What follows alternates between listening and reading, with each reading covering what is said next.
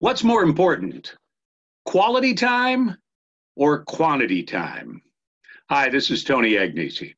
We spent the last 40 years trying to convince ourselves that quality time is what's important. But is it?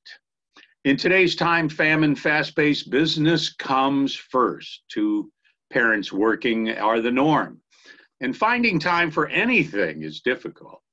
And so we rationalize that quality time trumps quantity, and we give lip service to the relationships we have with our spouse and kids.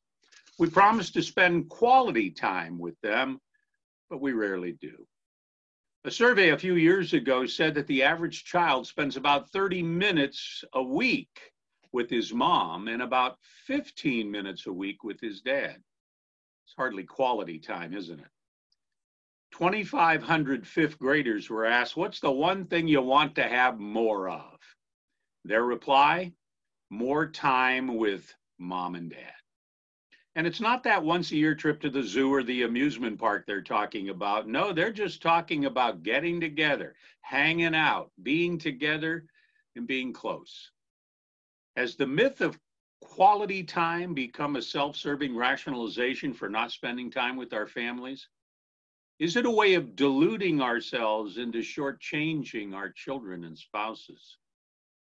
You want to have good kids? Spend some time with them. Real parenting takes place when we're together. And all of those life lessons are opportunities that come spontaneously, when you least expect it. It's something that can't be planned and scheduled on your calendar like any other appointment. You can't say, I think I'll give my family a little quality time on Wednesday between 2 and 3. Sorry, it doesn't work that way. So what can we do to have more quantity and quality of time with our family, spouse, and kids? How can we give them the time they deserve? Here's a few ideas. First of all, sit down and have dinner together. In our family, everyone would agree that sitting down at dinner and doing it as often as we can, every night if possible, is one of our favorite times. It's become a valued family tradition. It gives family members a time to talk and share and ask questions and be part of something bigger than themselves. And it connects you to each other. Number 2, leave the smartphone at the door. Like most people, I'm tethered to my smartphone all day. But when I get home, I unplug my smartphone, plug it into the charger, and leave it on the counter. I consider it a successful night if I never see it again until tomorrow morning. Being connected 24 hours a day, every call, every text message, every Facebook says that you value that more than you value the time with your kids. I remember on a vacation trip, I saw a man in a swimming pool and he had his Bluetooth headset on just in case an important call or message came in. An important call or message more important than the fun he was having in the pool with his kids. Number 3, cut out the non-essential activities. Poker night, Monday night football at the local pub with friends, girls' night out, that extra Zumba class are all great. But don't make them an excuse for not spending more time with your kids. Some nights it might be better just being at home, playing games, eating pizza, or watching a movie as a family.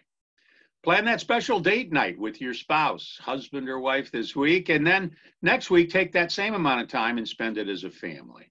Number 4, make some time for prayer. Grace before meals, a bedtime prayer before you shut out the lights. Thanking God for the time that we have together that binds us as a family and gives us a sense of gratitude and blessings. I often say that I've never met anyone who on their deathbed said, I wish I would have spent more time at work. Never happened. But I've heard many people say, I wish I'd have spent more time with my family, more time with my kids. Time flies, kids grow quickly. And in the blink of the eye, they'll be young adults. Don't miss the opportunity to spend some time together. Remember, there's no real quality time unless you have the quantity of time. If you enjoy these messages, you can subscribe here or follow here We do 2 new reflections each week. Thank you for joining us today. God bless you. This is Tony Agnesi.